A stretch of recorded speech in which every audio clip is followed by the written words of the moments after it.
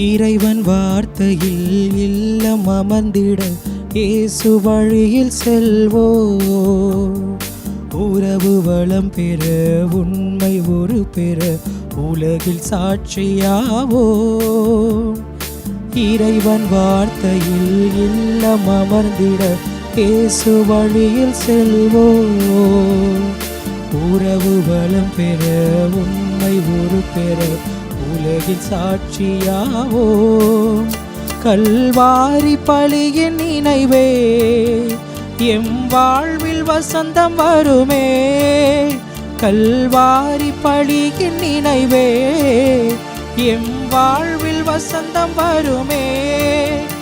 இறை மகிமைக்காக உழைப்போம், நம்மில் மனிதம் வளர இணைவோம். இறை மகிமைக்காக உழைப்போம், நம்மில் மனிதம் வளர இணைவோம். தந்தை மகன் தூயாவின் பெயராலே ஆமென். நம் ஆண்டவராகிய இயேசு கிறிஸ்துவின் அருளும் கடவுளின் அன்பும் தூயாவின் தோழமையும் உங்கள் அனைவரோடும் இருப்பதாக. ஆன்மாவோடும் இருப்பாராக. கல்வாரி பலியில் இணைந்து இறைவன் ஆசிரியை பெறவும், இறைவன் நம்முடைய குடும்பங்களுக்கு செய்த எல்லா விதமான நன்மைகளை நினைத்து பார்த்து இறைவனுக்கு நன்றி செலுத்தக்கூடியவர்களாக, இறைவன் நம்மோடு தொடர்ந்து பயணிக்கக்கூடியவராக இருக்கிறார் என்ற நம்பிக்கையோடு இந்த கல்வாரி பலியிலே பக்தியோடு பங்கெடுப்போம். இயலாம் வல்ல இறைவனிடமும் சகோதர சகோதரிகளே, உங்களிடமும் நான் பாவியென ஏற்றுக்கொள்கிறேன். ஏனெனில் என் சிந்தனையாலும் சொல்லாலும் செயலாலும் கடமையில் தவறியதாலும் பாவங்கள் பல செய்தேன். என் பாவமே என் பாவமே என் பெரும் பாவமே. ஆகையால் இப்பொழுதும் கன்னியான புனித மரியாவையும் வானதூதர் புனிதர் அனைவரையும், சகோதர சகோதரிகளே உங்களையும் நம் இறைவனாகிய ஆண்டவரிடம் எனக்காக வேண்டிக் கொள்ள மன்றாடுகிறேன்.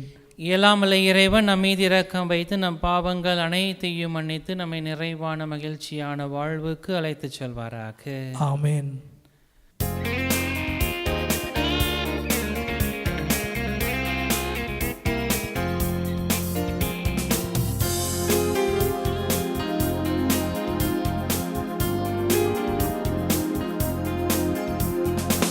ஆண்டவரே இரக்கம் வையும், ஆண்டவரே இரக்கம் வையும். கிறிஸ்துவே இரக்கம் வையும், கிறிஸ்துவே இரக்கம் வையும். ஆண்டவரே இரக்கம் வையும், ஆண்டவரே இரக்கம் வையும். மன்றாடுவோமாக. இறைவா, புனித பிரான்சிஸ் அசிசியாரின் ஏழ்மையிலும் தாழ்மையிலும் கிறிஸ்துவை ஒத்திருக்க செய்தீரே. அவரது வழியில் நாங்கள் நடப்பதால் உம் திருமகனை பின்பற்றி பேரின்பம் தரும் அன்பில் உம்மோடு ஒன்றித்திருக்கும் ஆற்றல் பெற அருள்வீராக. உம்மோடு தூயாவியானவரின் ஒன்றிப்பு இறைவனாய் என்றென்றும் வாழ்ந்து ஆட்சி செய்கின்ற எங்கள் ஆண்டவரும் திருமகனுமாகிய இயேசு கிறிஸ்து வழியாக உம்மை மன்றாடுகின்றோம்.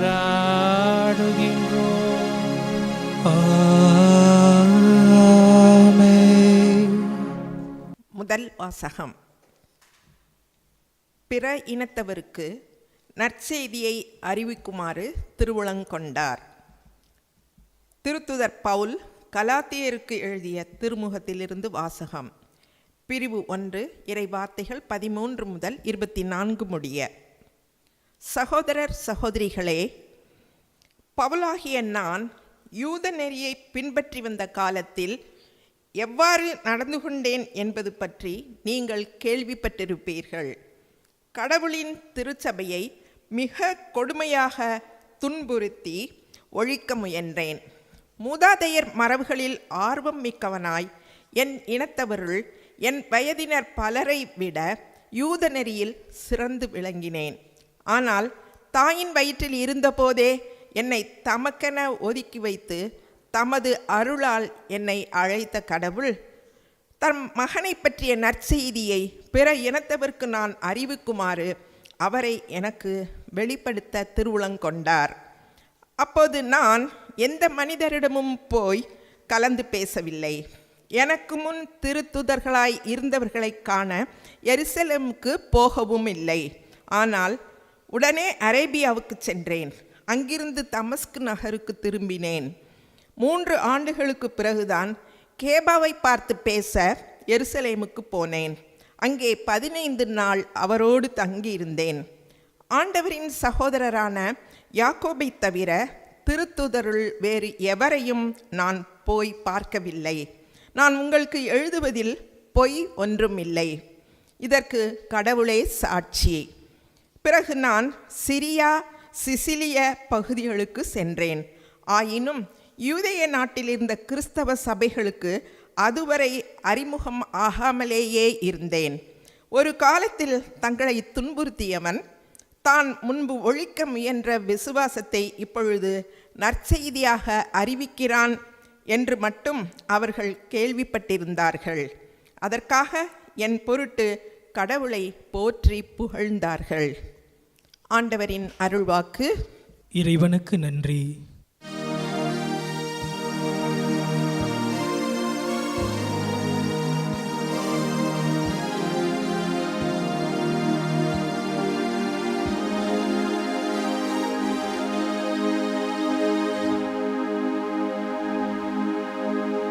என்றும் உள்ள வழியில் என்னை நடத்தி அருளும்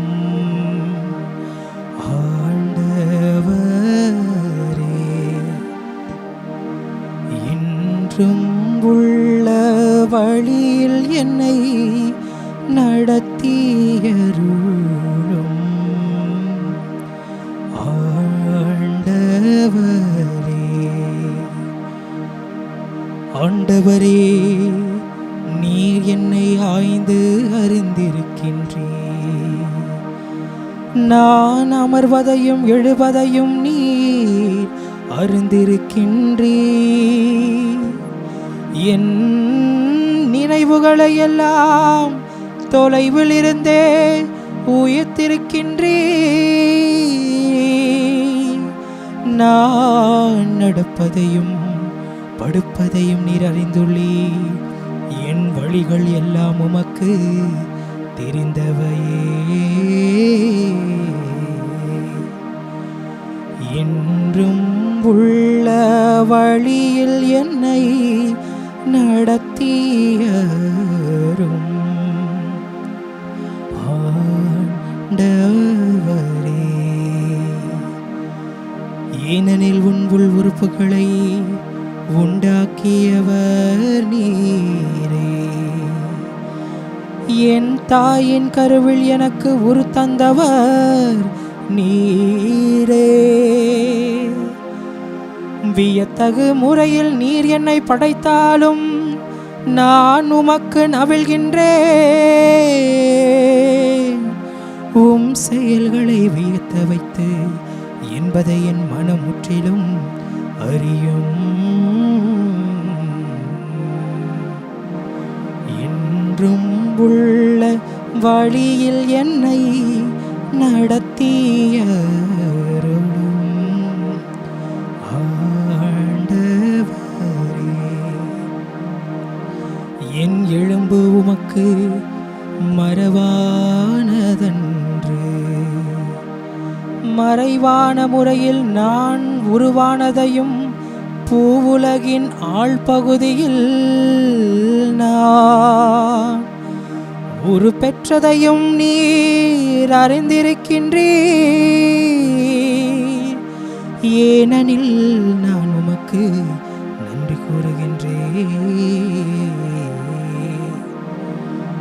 என்றும் உள்ள வழியில் என்னை நடத்தியருளும் ஆண்டவரே. ஆண்டவரே.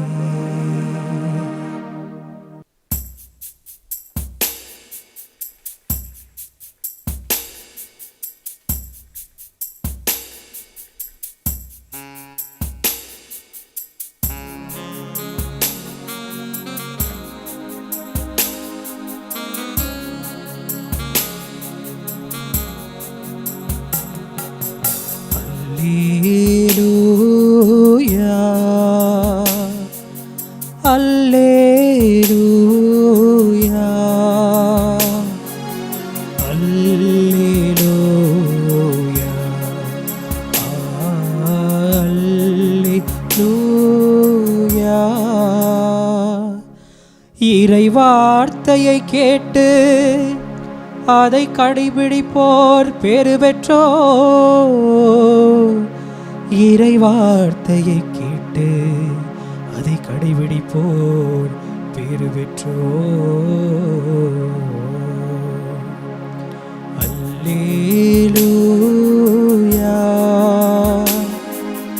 அல்லேலூயா அல்லேலூயா அல்லேலூயா.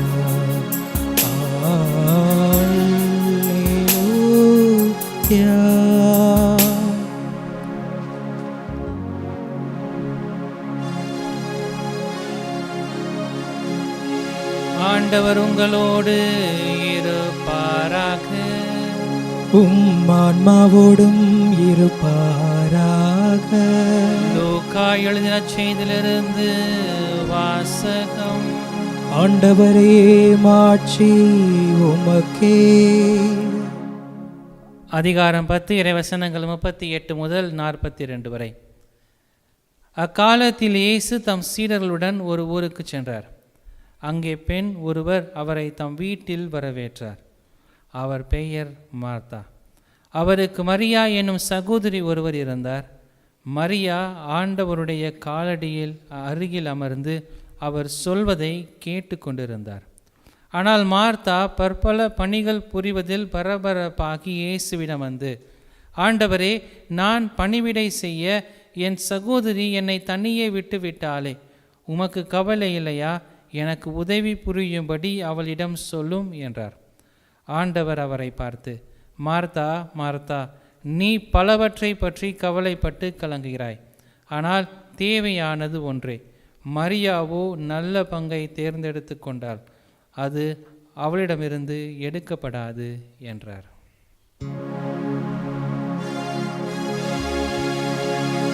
ஆண்டவரின் அருள்வாக்கு. கிறிஸ்துவே உமக்கு புகழ். கிறிஸ்துவுக்குள் எனக்கு மிகவும் பிரியமான அன்பு சகோதர சகோதரிகளே, கடவுள் நம் ஒவ்வொருவரையும் தொடர்ந்து பாதுகாக்கக்கூடியவராக இருக்கிறார். நாம் எல்லா காரியங்களிலும் கடவுளோடு இணைந்து செல்ல வேண்டும் என்பதை அவர் நமக்கு வெளிப்படுத்தக்கூடியவராக இருக்கிறார். இன்றைய முதல் வாசகத்திலே தூய பவுல் கலாத்தியர் திருமுகத்திலே அழகாக தன்னை பற்றி சொல்கிற போது அவர் சொல்கிறார், நான் யூதனாக இருக்கிற போது கிறிஸ்தவர்களை கொடுமைப்படுத்தக்கூடியவனாக இருந்தேன். நான் கொடுமைப்படுத்தினேன்.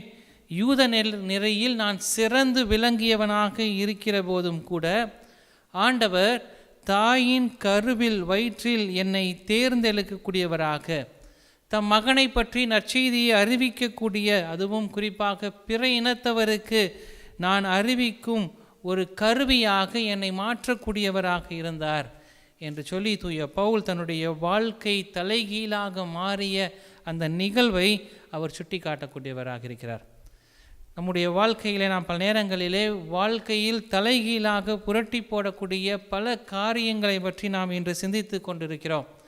அதை தான் இன்றைய முதல் வாசகத்திலும் தூய பவுல் தன்னுடைய வாழ்வை தலைகீழாக மாற்றி அந்த நிகழ்வை சிந்தித்து அந்த கலாத்தியர்களுக்கு, நான் உங்களுக்கு சொல்லிக்கொள்கிறேன், கடவுள் என்னை ஆட்கொள்ளக்கூடியவராக இருந்தார், நான் கடவுளால் ஆட்கொள்ளப்படக்கூடிய மனிதராக இருந்தேன். அதனால் என்னுடைய வாழ்விலே ஒரு மிகப்பெரிய மாற்றத்தை நான் கண்டுகொண்டேன் என்று சொல்லி இன்றைய முதல் வாசகத்திலே தூய பவுல் கலாத்தியர் திருமுகத்தில் அழகாக சொல்கிறார். அப்படிப்பட்ட ஒரு நிகழ்வு தான் இன்று நாம் விழா கொண்டாடி கொண்டிருக்கக்கூடிய புனித பிரான்சிஸ் அசிசியாருடைய வாழ்வில் நடக்கக்கூடியதாக இருக்கிறது. புனித பிரான்சிஸ் அசிசியார் அசிசி என்று சொல்லப்படக்கூடிய நகரிலே 1181 ஆண்டு பிறக்கக்கூடியவராக இருந்தார். அவர் மிகப்பெரிய ஒரு வசதியான ஒரு குடும்பத்தில் பிறந்தார்.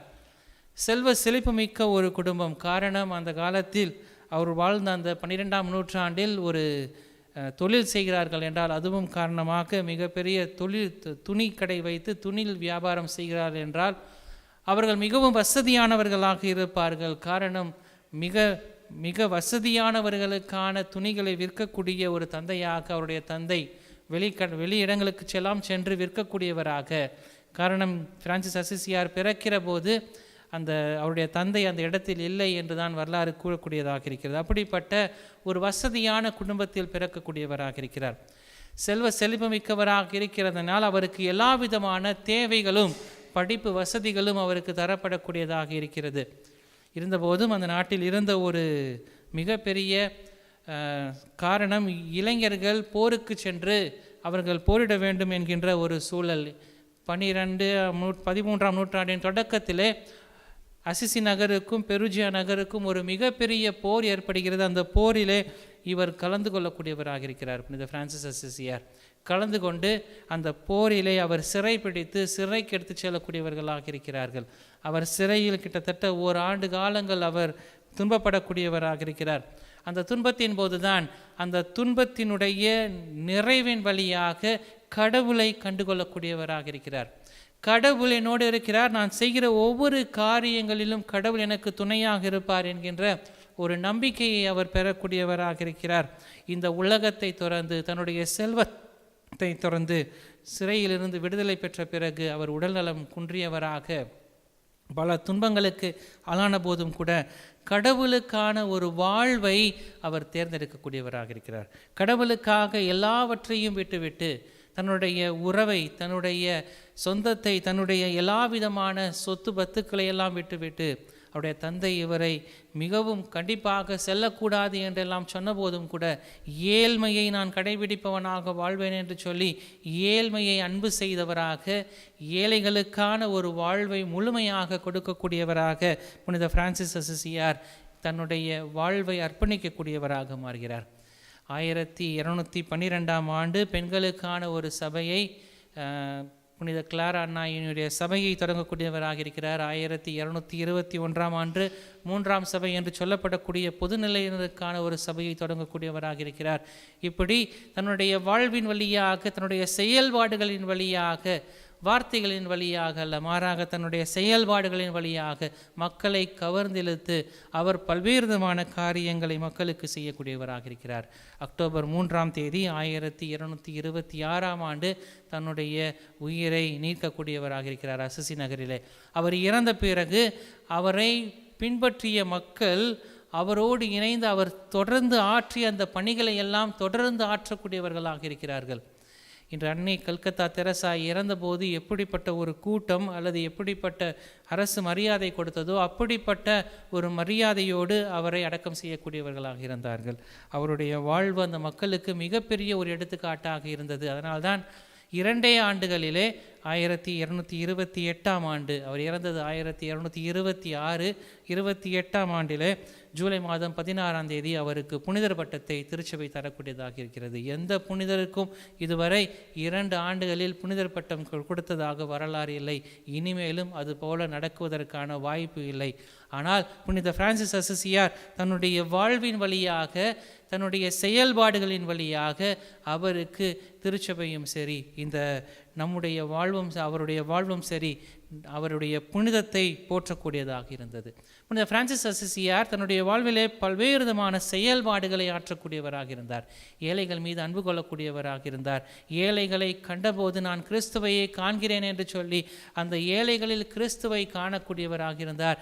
இந்த திருச்சபையை நான் தாங்கக்கூடியவனாக இருப்பேன், இந்த திருச்சபையை நான் தாங்கி பல்வேறு விதமான காரியங்களை செய்வேன் என்று சொல்லும் அளவிற்கு அவர் மிகப்பெரிய ஒரு கடவுளின் கருவியாக தன்னை உருமாற்றி கொள்ளக்கூடியவராக இருந்தார். அவருடைய வாழ்விலிருந்து 2 விதமான காரியங்களை நாம் கற்றுக்கொள்ளலாம். ஒன்று, அவர் தனது கடந்த காலத்தை மன்னிக்கக்கூடியவராக இருந்தார். பணியில் வளர்ந்தபோது அல்லது துன்பத்தில் இருந்தபோது, தனக்கு குற்ற உணர்ச்சிகள் ஏற்படுத்த போது அதையெல்லாம் அவர் விடுத்து, அவர் தன்னுடைய வாழ்வின் புதிய அத்தியாயத்தை, அதாவது ஒரு புதிய காலத்தை ஏற்படுத்தி கொள்ளக்கூடியவராக இருந்தார்.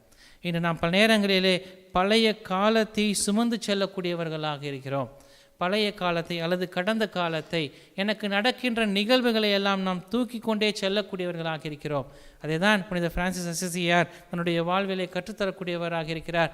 நமக்கு நடக்கக்கூடிய நிகழ்வுகளை எல்லாம் நாம் மறந்துவிட்டு கடவுளுக்கான ஒரு வாழ்வை எப்போதும் பற்றி கொள்ளக்கூடியவர்களாக இருக்க வேண்டும். அதை தான் இந்த முதல் வாசகத்திலும் தூய பவுல் தனக்கு நடந்த அனைத்தையும் விட்டுவிட்டு தான் கடவுள் கொடுத்த அந்த வாழ்வை வாழக்கூடியவராக இருந்தார். அதுதான் அந்த கலாத்தியருக்கு அவர் சுட்டி காட்டக்கூடியவராக இருக்கிறார்.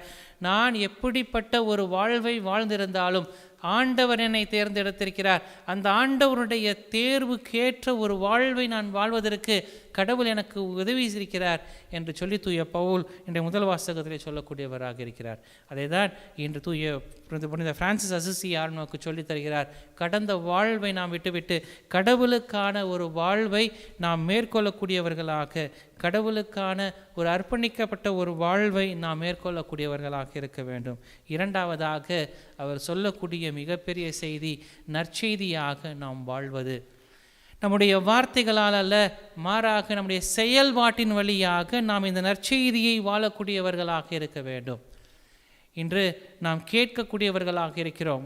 பல மறைவுரைகள் அல்லது பல அறிவுரைகள் அல்லது பல்வேறு விதமான மக்கள் சொல்லக்கூடிய அறிவுரைகளை எல்லாம் நாம் கேட்கக்கூடியவர்களாக இருக்கிறோம். நாம் விவிலியத்தை வாசிக்கிறோம், அந்த விவிலியத்தை கேட்கக்கூடியவர்களாக இருக்கிறோம். ஆனால் அதை வாழும் மக்களாக, வாழும் நற்செய்தியாளர்களாக நாம் வாழ்கிறோமா என்பதுதான் மிகப்பெரிய ஒரு கேள்விக்குறியாக மாறுகிறது. ஆனால் புனித பிரான்சிஸ் அசிசியார் தன்னுடைய வாழ்விலே எல்லா காரியங்களையும் கடவுளிடமிருந்து கற்றுக்கொண்டவற்றை அதை செயல்படுத்தக்கூடிய மனிதராக மாறக்கூடியவராக இருக்கிறார். அதுதான் இன்று நமக்கு கற்றுத்தரக்கூடியவராகவும் இருக்கிறார். தூய பவுலும் அதுதான் தன்னுடைய மக்களுக்கு கற்றுத்தரக்கூடியவராக இருக்கிறார். தான் செய்த காரியங்களை, தான் சொல்லும் காரியங்கள் அனைத்தையும் நான் கடவுளிடமிருந்து பெற்றுக்கொண்டேன், அதை நான் வாழ்வாக்குவதற்கு முயற்சி செய்கிறேன். நான் நற்செய்தியை வாழாவிட்டால் எனக்கு எந்த விதமான பயனும் இல்லை என்று சொல்லும் அளவிற்கு அவர் நற்செய்தியை வாழக்கூடியவராக, செயல்படுத்தக்கூடியவராக இருக்கக்கூடியவராக இருந்தார். அதுதான் இன்றைய வாசகமும் நற்செய்தி வாசகம் நமக்கு சுட்டி காட்டக்கூடியதாக இருக்கிறது. இந்த மார்த்தா மரியா என்று சொல்லப்படக்கூடிய இந்த இரண்டு நபர்களையும் நாம் பல்வேறு நிலைகளில் சிந்திக்கக்கூடியவர்களாக இருப்போம். இந்த மரியா ஜெபம் செய்யக்கூடியவராக இருந்தார். இந்த மார்த்தா பல்வேறு விதமான பணிகளை செய்யக்கூடியவராக இருந்தார். இயேசு யாரை போற்றுகிறார், யாரை புகழுகிறார் என்றெல்லாம் நமக்கு பல்வேறு விதமான கேள்விகள் எழக்கூடியதாக இருக்கும். ஆனால் இந்த மார்த்தா மரியா இவர்கள் இருவரையும் நாம் சேர்த்து பார்க்கக்கூடியவர்களாக இருக்க வேண்டும்.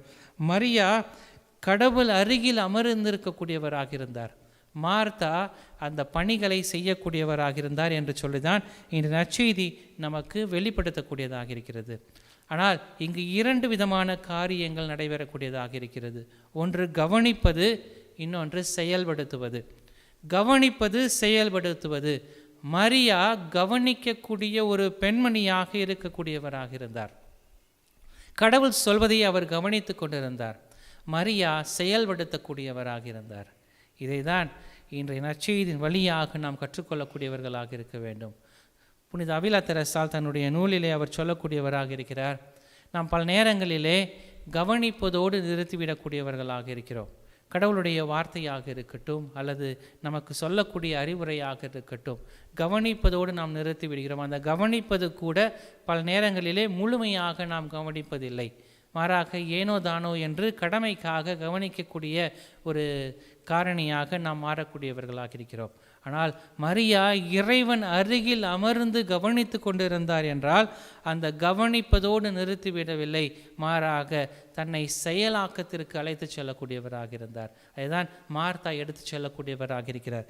இன்று கவனிப்பதும் எடுத்து செல்வதும் அல்லது செயல்படுத்துவதும் இந்த இரண்டும் சேர்ந்து செல்லக்கூடியதாக இருக்க வேண்டும். பல நேரங்களில் நாம் பிரித்து பார்க்கக்கூடியவர்களாக இருக்கிறோம்.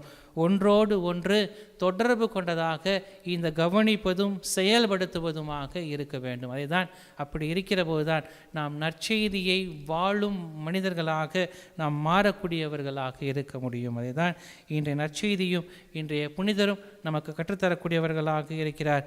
இயேசுவின் காலடியில் அமர்ந்த அந்த மரியா அதை கேட்கக்கூடியவராக இருந்தார், அதை செயலாக்கம் செய்யக்கூடியவராக மார்த்தா செயல்படக்கூடியவராக இருந்தார். இன்று நாம் மரியாவாகவும் இருக்க வேண்டும், மார்த்தாவாகவும் இருக்க வேண்டும். நாம் இறைவனுடைய வார்த்தையை கவனிக்க வேண்டும், அதை கவனித்து நாம் செயலாக்கம் செய்யக்கூடியவர்களாக மாற வேண்டும் என்பதை தான் இன்றைய வழிபாடு நமக்கு சுட்டிக்காட்டக்கூடியதாக இருக்கிறது. புனித லூயிஸ் என்று சொல்லப்படக்கூடிய ஒரு இறையியலாளர் தன்னுடைய புத்தகத்திலே இந்த நிகழ்வை சுட்டி காட்டக்கூடியவராக இருக்கிறார். பல நேரங்களிலே நாம் கவனிப்பது என்பது கடமைக்கான ஒரு கவனிப்பாக மாறக்கூடியதாக இருக்கிறது. நாம் கவனிக்கிறோம், எதை கவனிக்கிறோம், எப்படிப்பட்ட நிலையில் கவனிக்கிறோம் என்பது மிகவும் முக்கியமான ஒன்றாக இருக்கிறது. இந்த கவனிப்பது என்பது பல நேரங்களிலே கடவுளுடைய வார்த்தையை கவனித்து அதை செயலாக்கம் செய்வதற்கு நாம் எடுத்து செல்லக்கூடியவர்களாக இருக்கிறோமா? கவனிப்பதோடு நிறுத்தி விடுகிறோமா? அல்லது செயலாக்கத்திற்கான ஒரு அழைப்பை நாம் பெறக்கூடியவர்களாக இருக்கிறோமா? மரியா, இந்த மார்த்தா, இவர்கள் இருவரையும் சேர்த்து நாம் பார்க்கக்கூடியவர்களாக இருக்க வேண்டும். நாம் கடவுளுடைய வார்த்தையை கேட்டு அதை செயலாக்கம் செய்யக்கூடியவர்களாக மாற வேண்டும். அதுதான் நமக்கு ஒரு புதிய வாழ்வை தரக்கூடியதாக இருக்கும். அந்த வாழ்வு நிலையான ஒரு வாழ்வாக இருக்கும். அதை தான் நம்முடைய புனித பிரான்சிஸ் அசிசியும் தன்னுடைய வாழ்விலே அவர் கற்றுத்தரக்கூடியவராக இருக்கிறார். இந்த நற்செய்தியும் நமக்கு அதை தான் கற்றுத்தரக்கூடியதாக இருக்கிறது. நாம் ஒவ்வொருவரும் வாழும் நற்செய்திகளாக மாறக்கூடியவர்களாக இருக்க வேண்டும். நாம் வாழும் நற்செய்திகளாக மாறுகிற போது நம்முடைய வார்த்தைகளால் அல்ல, மாறாக நம்முடைய செயல்பாட்டின் வழியாக மக்கள் நம்மை தொடர்ந்து இறைவனுடைய அருளை பெறுவதற்கான ஒரு கருவிகளாக நாம் மாறக்கூடியவர்களாக இருக்கிறோம். அந்த இறைவனுடைய கருவியாக நாம் மாறுகிற போது இறைவனுடைய ஆசிரையும் அருளையும் நிறைவாக பெறுகிறோம் என்கிற சிந்தனைகளோடு இந்த வழிபாட்டிலே பக்தியோடு பங்கெடுப்போம். இறைவன் நம்மையும் நம்முடைய குடும்பங்களையும் நிறைவாக ஆசீர்வதித்து வழிநடத்துவாராக.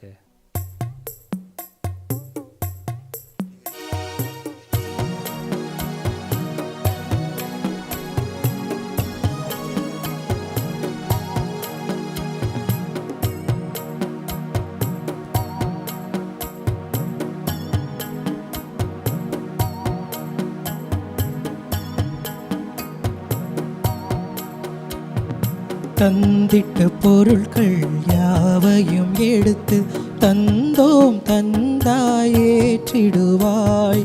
தந்திட்ட பொருட்கள் யாவையும் எடுத்து தந்தோம் தந்தாயேற்றிடுவாய்.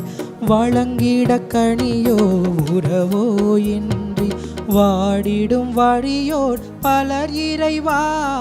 வழங்கிட கனியோ உணவோ இன்றி வாடிடும் வழியோர் பலர் இறைவா. வெறும் விழி நீர் வியர்வை வேதனையன்றி வேறெதுமல்லா நிலை இறைவா. தந்திட்ட பொருட்கள் யாவையும் எடுத்து தந்தோம் தந்தாயேற்றிடுவார். சகோதர சகோதரிகளே, உங்களிடம் என்னுடையதுமான இப்பள்ளி எல்லாமல்ல தந்தையாக இறைவனுக்கு ஏற்றதாகும்படி செபியுங்கள். ஆண்டவர் தமது பெயரின் புகழ்ச்சிக்காகவும் மாட்சிக்காகவும் நமது நன்மைக்காகவும் புனித திரு அவை அனைத்து நலனுக்காகவும் உமது கையிலிருந்து இப்பலியை ஏற்றுக்கொள்வாராக. ஆண்டவரை, காணிக்கைகளை உமக்கு ஒப்பு கொடுத்து வேண்டுகின்றோம். புனித பிரான்சிஸ் ஆர்வத்தோடு தழுவி கொண்ட சிலுவையின் மறைபொருளை நாங்கள் உமக்கு ஏற்ற முறையில் கொண்டாட தகுதி பெறுவோமாக. எங்கள் ஆண்டவராகிய இயேசு கிறிஸ்து வழியாக உம்மை மன்றாடுகின்றோம். ஆமென். ஆண்டவர் உங்களோடு இருப்பாராக. உம்மான்மாவோடும் இருப்பாராக. மகிழ் ஒருமிதயங்களை ஆண்டவரிடம் எழுப்புங்கள். ஆண்டவரிடம் எழுப்பியுள்ளோம். நம் இறைவனாகிய ஆண்டவருக்கு நன்றி பண்பாடி மகிழ்வோம். அது தகுதியும் நீதியும் ஆனதே. ஆண்டவரே, தூயவரான தந்தையே, எல்லாம் வல்ல இறைவா, எந்நாளும் எவ்விடத்திலும் நாங்கள் உமக்கு நன்றி செலுத்துவதும் மெய்யாகவே தகுதியும் நீதியும் ஆகும். எங்கள் கடமையும் மீட்புக்குரிய செயலுமாகும். ஏனெனில் புனிதர்களின் திருக்கூட்டத்தில் நீர் ஒருவரே புகழ் பெறுகின்றீர். அவர்களின் பேறு பயன்களுக்கு ஏற்ப நீர் வெற்றி வாகை சூடும்போது கொடைகளுக்கே மணிமுடி சூட்டுகின்றீர். அவர்களுடைய வாழ்க்கை நெறி எங்களுக்கு எடுத்துக்காட்டாகவும் அவர்களோடு உள்ள உறவு ஒன்றிப்பு எங்களுக்கு தோழமையாகவும் அவர்களது பரிந்துரை எங்களுக்கு பேருதவியாகவும் இருக்க நீரே எங்களுக்கு அருளுகின்றீர். இவ்வாறு இத்தகைய திரளான சாட்சிகளால் நாங்கள் உறுதி பெற்று வாழ்க்கை போராட்டத்திலே தோல்வியுறாது நிலைத்து நின்று அழியாத மாட்சியின் முடியை அப்புனிதர்களோடு எங்கள் ஆண்டவராகிய கிறிஸ்து வழியாக பெற்று மகிழுகின்றோம். ஆகவே வானக தூதர் முதன்மை வானக தூதரோடும் புனிதரின் பெருந்திரளோடும் சேர்ந்து நாங்களும் உமக்கு புகழ்ச்சி பண்ணி சைத்து முடிவின்றி அக்களித்து பாடுவதாவது: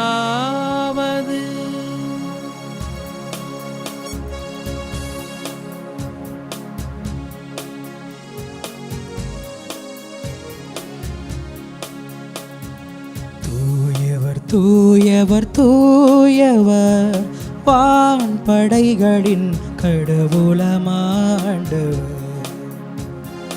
விண்ணகமும் மண்ணகமும் உமது மாட்சியால் நிறைந்துள்ளன. உன்னதங்களிலே ஓசன்னா. ஆண்டவர் பெயரால் வருகிறவர் ஆசீர் பெற்றவர். உன்னதங்களிலே ஓசன்னா. உன்னதங்களிலே ஓசன்னா. ஓசன்னா ஓசன்னா.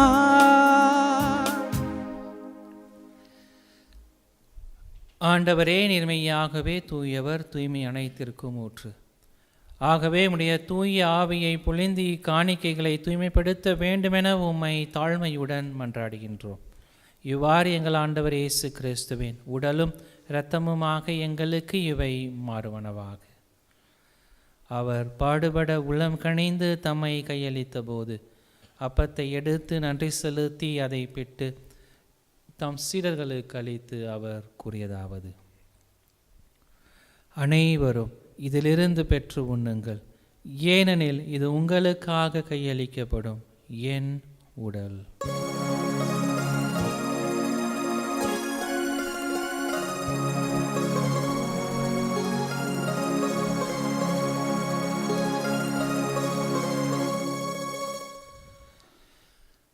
அவ்வண்ணமே இரவு விருந்தை அருந்திய பின் கிண்ணத்தையும் எடுத்து மீண்டும் உமக்கு நன்றி கூறி தம் சீடர்களுக்கு அளித்து அவர் கூறியதாவது: அனைவரும் இதிலிருந்து பெற்று பருகுங்கள், ஏனெனில் இது புதிய நிலையான உடன்படிக்கை கூறிய என் இரத்தத்தின் கிண்ணம். இது பாவ மன்னிப்புக்கென்று உங்களுக்காகவும் பலருக்காகவும் சிந்தப்படும். இதை என் நினைவாக செய்யுங்கள்.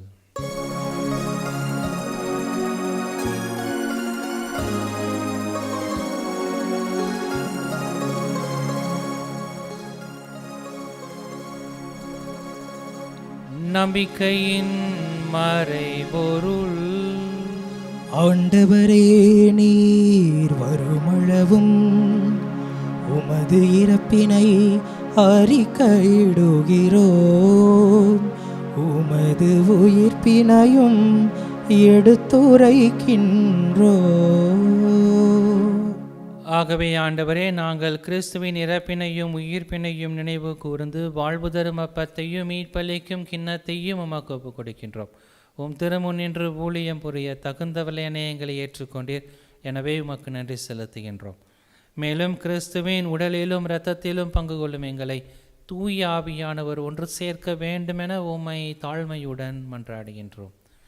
இறைவா, உலகெங்கும் பரவி இருக்கும் அது திரு அவையை சிறப்பாக எங்களுடைய திருத்தந்தை பிரான்சிஸ், எங்கள் ஆயர் ஆரோக்கியராஜ், ஏனைய ஆயர்கள், திருப்பணியாளர்கள், துறவியர், பொதுநிலையினர், உமக்கு சொந்தமான மக்கள் ஆகிய அனைவரையும் அன்பிலும் விசுவாசத்திலும் உறுதி பெறச் செய்துள்ளோம்.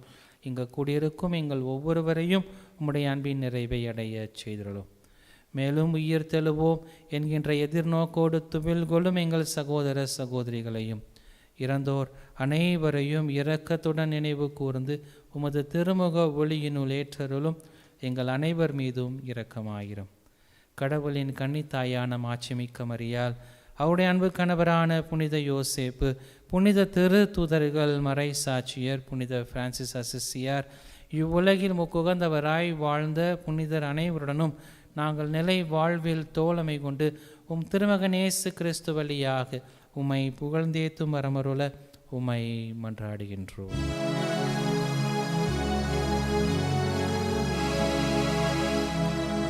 இவர் வழியாக இவரோடு இவர் எல்லாம் வல்ல இறைவனாகிய தந்தையே, தூய ஆவியாரின் ஒன்றிப்பில் எல்லா புகழும் மாட்சியும் என்றென்றும் உமக்கு உரியதே. ஆமென், ஆமென், ஆமென்.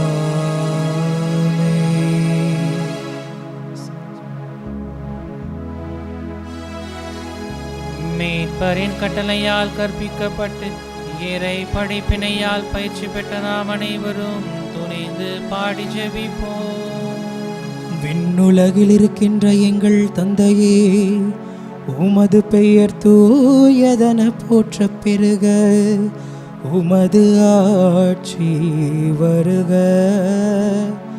உமது திருவுளம் விண்ணுலகில் நிறைவேறுவது போல மண்ணுலகிலும் நிறைவேறுக.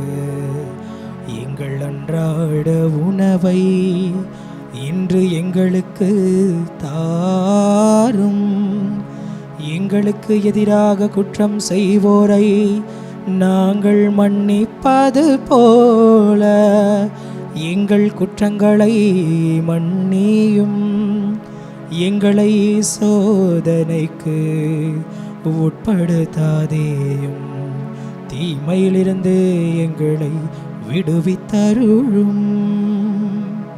ஆண்டவரே, தீமைகள் அனைத்திலுமிருந்தும் எங்களை விடுவித்து எங்கள் வாழ்நாளில் அமைதியை கருணலோ உம்மை மன்றாடுகின்றோம்.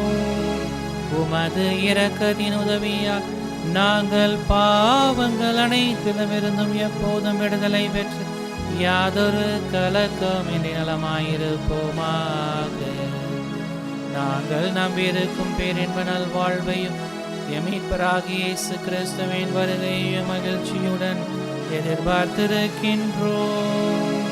ஏனெனில் ஆட்சியும் வல்லமையும் மாட்சியும் என்றென்றும் உமதே.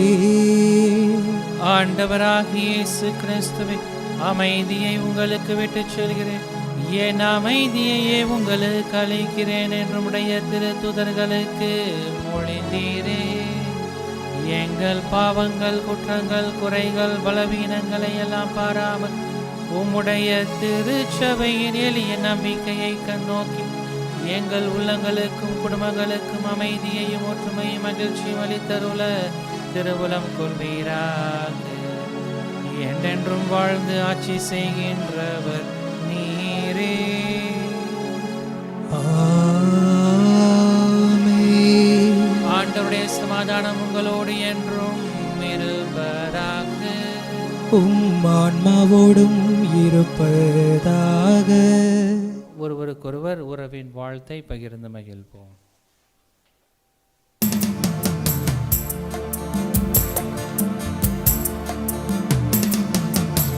உலகின் பாவம் போக்கும் இறைவனின் செம்மறியே, எம்மேல் இரக்கம் வையும், உலகின் பாவம் போக்கும் இறைவனின் செம்மறியே, எம்மேல் இரக்கம் வையும்,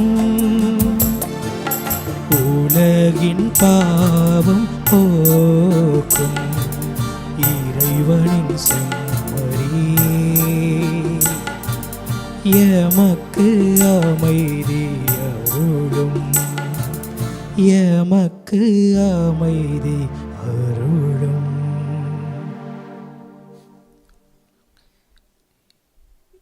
இதோ இறைவனின் செம்மறி, இவரே உலகின் பாவங்களை போக்குகிறவர். இந்த செம்மறியின் விருந்துக்கு அழைக்க பெற்ற நாம் அனைவரும் பேறு பெற்றோர். ஆண்டவரே, நீர் என் இல்லத்தில் எழுந்தருள நான் தகுதியற்றவன், ஆனால் ஒரு வார்த்தை மட்டும் சொல்லி அருளும், எனது ஆன்மா நலமடையும்.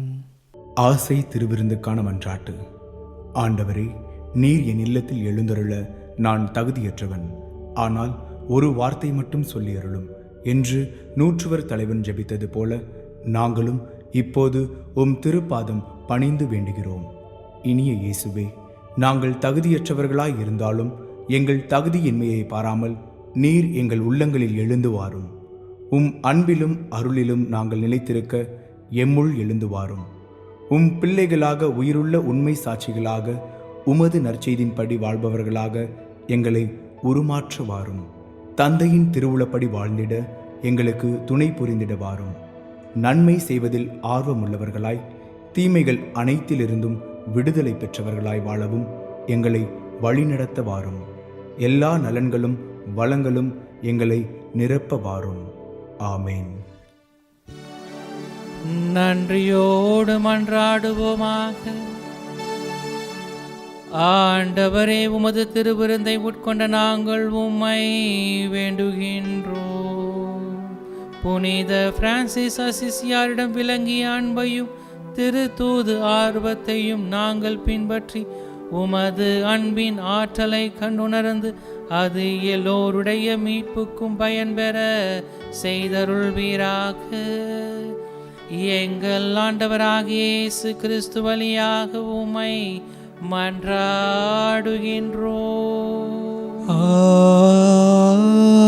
ஆமென். ஆண்டவர் உங்களோடு இருப்பாராக. உம் ஆன்மாவோடும் இருப்பாராக. எல்லாம் வல்ல இறைவன் தந்தை, மகன், தூய ஆவி நம் அனைவரையும் நிறைவாக ஆசீர்வதித்து வழிநடத்துவாராக. ஆமென். இறைவனின் வார்த்தையை கேட்டு அதை செயல்படுத்தும் மக்களாக வாழ சென்று வாழுவோம். திருப்பலி நிறைவுற்றது. இறைவனுக்கு நன்றி.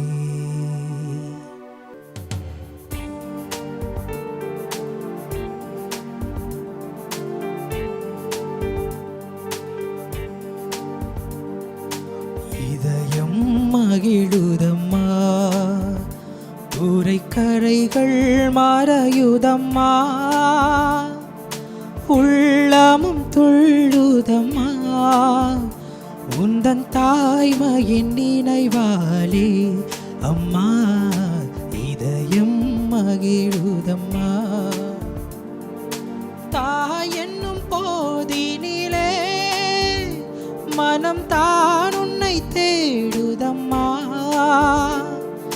தாய் என்னும் போதினிலே மனம் தான் உன்னை தேடுதம்மா.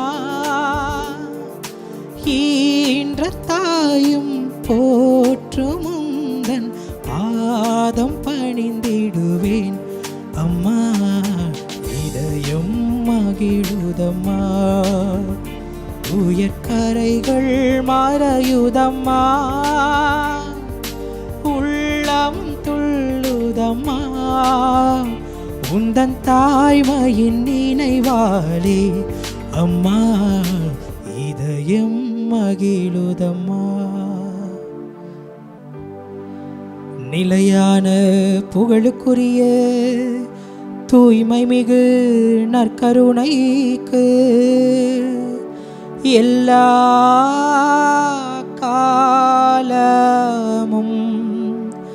தொழுகையும் புகழும் போற்றியும் மாட்சிமையும் உண்டாக கடவாது. தந்தை மகன் தூய ஆவியாரின் பெயராலே ஆமென்.